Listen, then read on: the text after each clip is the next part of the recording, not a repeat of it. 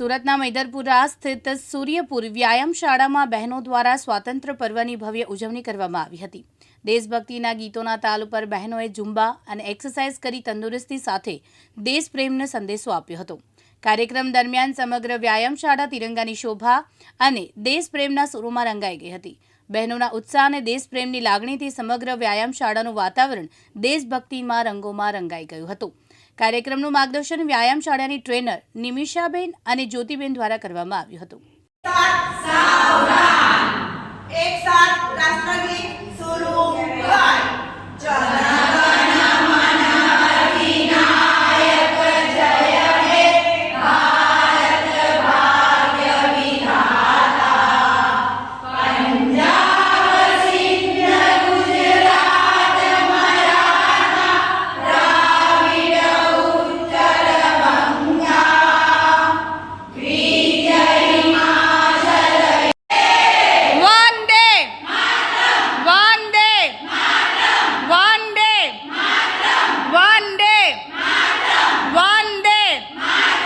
सूर्यपुर वीर व्यायाम शाला की जय, हनुमान दादा की जय, आनंद काका की जय, निमिषाबेन की जय।